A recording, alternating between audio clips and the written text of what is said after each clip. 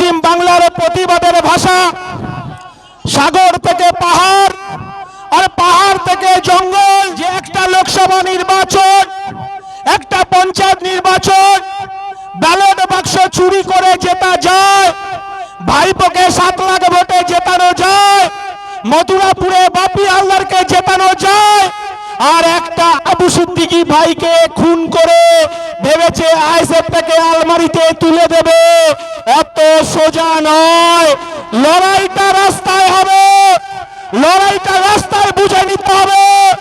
এই মমতা বন্দ্যোপাধ্যায় আমার সংখ্যালঘু ভাইদেরকে ধাপ্পা দিয়েছে, এই সংখ্যালঘু ভাইদেরকে দুধেল গাই বলেছে, আর এই পশ্চিম বাংলায় একটার পর একটা আমার সংখ্যালঘু ভাইদের প্রাণ কেড়ে নিচ্ছে মাননীয় মুখ্যমন্ত্রী।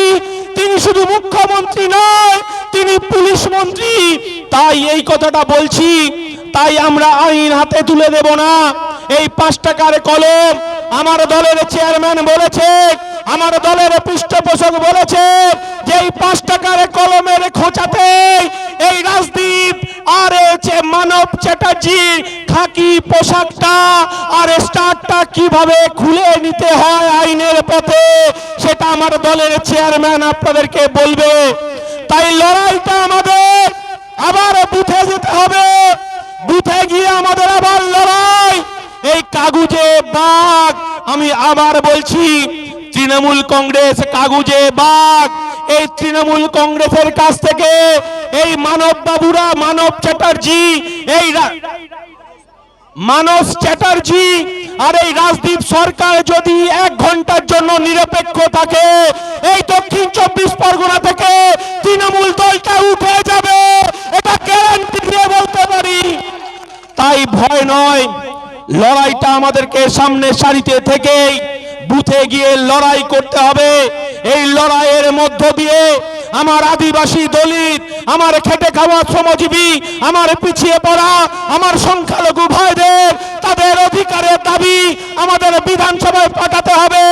সেই অঙ্গীকার নিয়েই আবু সিদ্দিকীর তার পিতার হাহাকার, তার চাচার হাহাকার আমরা মেটাতে পারবো না।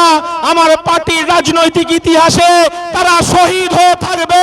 তাই শহীদের রক্ত হবে না কো ব্যর্থ, শহীদের রক্ত হবে না কো ব্যর্থ। দিয়েছি তো রক্ত, আরো দেব রক্ত। মমতা বন্দ্যোপাধ্যায় কান খুলে শুনে রাখুন, দিয়েছি তো রক্ত, আরো দেব রক্ত। এই রক্তের বন্যায় ভেসে যাবে অন্যায়। এই কথা বলে সবাইকে সংগ্রামী অভিনন্দন জানিয়ে আমার বক্তব্য শেষ করছি। জয় হিন্দ। আবু সিদ্দিকী ভাই তিনি অমর রহে, তিনি জিন্দা থাকবেন আমাদের মধ্যেই। আমরা তার পরিবারের পাশে থাকব, তার পরিবারের পাশে থেকে আইনের শেষ বিন্দু পর্যন্ত আমাদের শরীরে যতক্ষণ রক্ত থাকবে ততক্ষণ পর্যন্ত আবু সিদ্দিকীর পিতার বিচার যেতে পায়, সেই লড়াইয়ে আমরা থাকব। আর একটা শেষ কথা বলি, মাঝে মধ্যে এই যে মিডিয়াগুলো দেখাতে চাইছে এই এখানে 10 জন আইএসএফ নেতা তৃণমূলে জয়েন করলো, ওখানে 20 জন নেতা তৃণমূলে জয়েন করলো। আমি এখানে গরুহাটাতে গিয়ে বসেছিলাম। গরুহাটা কবে বসে? রবিবার বসে।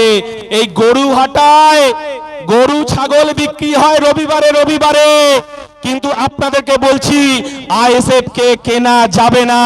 এই গরু ছাগলটা আসবে যাবে, কিন্তু আইএসএফই থাকবে।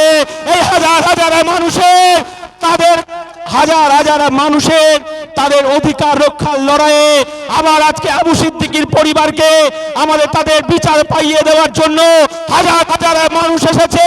তাই মমতা বন্দ্যোপাধ্যায়, আপনি রুকবানুর রহমান তার বিচার পাইয়ে দিতে পারেননি, আপনি আনিস খানের বিচার পাইয়ে দিতে পারেননি, আপনি আবু সিদ্দিকীর বিচার দিতে পারবেন না। আমার দলের চেয়ারম্যান বলেছে এই 5 টাকার কলমই কাফি। তাই আপনাদেরকে সবাইকে সংগ্রামী অভিনন্দন জানিয়ে, সবাইকে আর একবার প্রণাম সালাম জানিয়ে আমার বক্তব্য শেষ করছি। আইএসএফ জিন্দাবাদ, নওশাদ সিদ্দিকী জিন্দাবাদ। মানুষ পুলিশের কাছে যায় নিরাপত্তা নিতে, এটা আমরা সবাই জানি। যখন গ্রামে কোনো গন্ডগোল হয়, কেউ যদি আমাকে আক্রমণ করতে আসে, আমরা কি করি? পুলিশের কাছে যাই বাঁচার তাগিদে। কিন্তু সেখানে আমরা কি দেখলাম, এখন পুলিশের কাছে গেলে এখন সবচেয়ে বেশি আতঙ্ক লাগে আমাদের, যে যদি কেউ মেরে দেয় বর্তমান সময়ে পুলিশই আমাদেরকে মেরে দেবে। অনেকে বলছে পুলিশকে নিয়ে এত কথা, আমাদের ইচ্ছা হয় না যে পুলিশকে আমরা কিছু বলি। পুলিশ ভাইদেরকে বলবো, আমরা মঞ্চে আপনাদের সম্পর্কে অনেক কথা বলি, মিডিয়ার সামনে আপনাদেরকে অনেক কথা বলি, কিন্তু আপনি বলুন, আপনার মনকে জিজ্ঞাসা করুন, আপনার বিবেককে জিজ্ঞাসা করুন, যে আজকের আবু সিদ্দিক যদি আপনার বাড়ির কেউ হতো, আপনার ফ্যামিলির যদি কেউ হতো, যদি কোনো আইসির ভাই হতো, কোনো যদি এসপির ফ্যামিলির কেউ হতো, তাহলে এই জিনিসটা এই জায়গায় দাঁড়িয়ে থাকতো না, এটার রিয়াকশনটা অনেক বড় জায়গায় নিত। কিন্তু আজকের আমরা মুসলিম বলে, আজকের আমরা নিচে পড়ে আছি বলে, আজকে শাসক দল আমাদেরকে চোখ রাগাচ্ছে, তার সঙ্গে সঙ্গে প্রশাসনও আমাদেরকে আর নিরাপত্তা দিচ্ছে না। এই জন্য আমাদের নিরাপত্তা আমাদের নিজেদেরকেই চিহ্নিত করতে হবে, সুনিশ্চিত করতে হবে যে আমাদের নিরাপত্তা আর এই সরকার দিতে পারবে না, আমাদের নিরাপত্তা এই পুলিশ আর দিতে পারবে না। অর্থাৎ আমি বলবো আপনাদেরকে যে পুলিশের উপরে আপনারা ঢিল ছুড়ুন না, পুলিশ পুলিশের মতো থাক, আমরা আমাদের মতো থাকবো। যেহেতু তারা যদি আইনের সংবিধানকে শপথ করে যদি সংবিধান বিরোধী কাজ করতে পারে, তাহলে আমরা তো সংবিধানের শপথ নিইনি। যে এমপিটা সংবিধানের শপথ নিল সেই রাজ্যটাকে বিক্রি করার চিন্তা ভাবনা করছে, যে এমএলএটা সংবিধানের শপথ নিল যে এই রাজ্যটাকে আমি সাজাবো, কিন্তু তারা পারছে না। আমরা সাধারণ মানুষ সংবিধানের শপথ তো এখনো পর্যন্ত আমরা নিইনি, তাহলে আমরা দায়ভার কেন নেবো?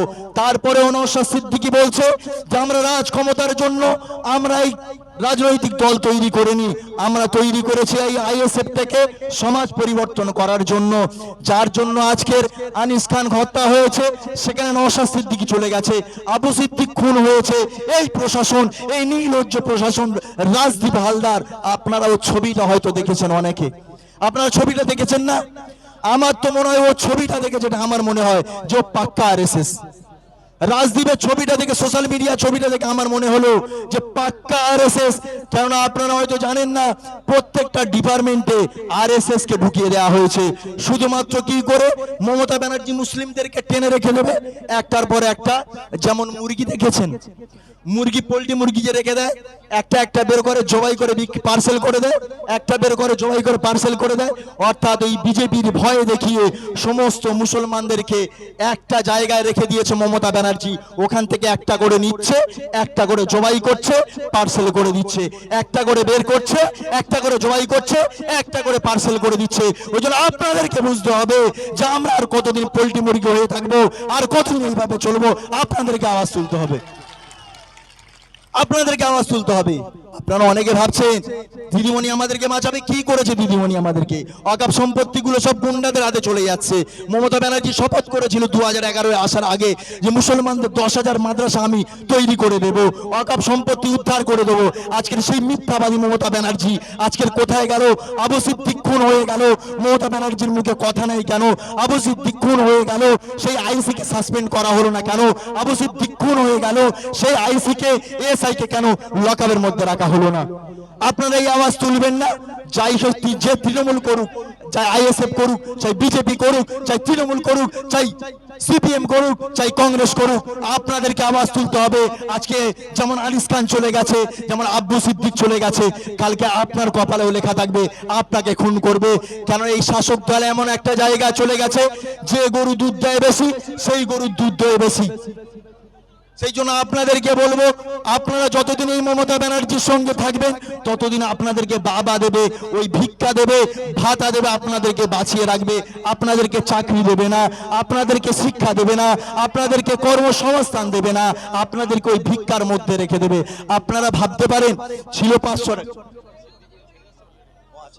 যাই হোক, আমি আর লম্বা চওড়া বক্তব্য দেবো না, শুধু আপনাদেরকে অনুরোধ করব যে আপনারা এই নওশাদ ভাইয়ের বক্তব্য, আমরা বক্তব্য দিই, অনেকে আমাকে ফোন করে, দেখা হলে বলে দাদা আপনার বক্তব্য খুব ভালো হয়। এতে আমাদের লাভটা কি? এই ভালো বক্তব্যতে লাভটা কি? আপনারা যদি না শুধরান, আপনারা যদি সচেতন না হন, আপনারা যদি প্রতিবাদ না গড়ে তোলেন, আপনারা যদি একত্রিত না হন, তাহলে আমাদের এই মঞ্চে বক্তব্য দেওয়াটাই বেকার হয়ে যাবে। সেই জন্য আপনাদেরকে অনুরোধ করব, আবু সিদ্দিকের প্রতিবাদ সভাতে এসে আপনারা শপথ করে যান। যে আমরা মরবো তো মরবো, বাঘের মতো মরবো, কিন্তু কাউকে ছেড়ে আমরা কথা বলবো না। সংবিধানকে আমরা শপথ নেব, সংবিধানকে আমরা বাঁচাবো, এই বাংলাকে আমরা বাঁচাবো, এই দেশকে আমরা বাঁচাবো। যাই হোক, আপনারা ভালো থাকবেন, সুস্থ থাকবেন, এই বলে আমি আমার বক্তব্য এখানে শেষ করছি। ইনকিলাব জিন্দাবাদ, আইএসএফ জিন্দাবাদ, পীরজাদা নওশাদ সিদ্দিকী জিন্দাবাদ। হ্যালো, আপনাদের জ্ঞাতার্থে জানাই আমার দলের চেয়ারম্যান, আমার প্রাণপ্রিয় বিধায়ক মাননীয় নওশাদ সিদ্দিকী সাহেব সিদ্ধি বেড়ে ক্রস করেছে, আর অল্প কিছুক্ষণের মধ্যে আমাদের স্টেজে চলে আসবে। এখন আপনাদের সামনে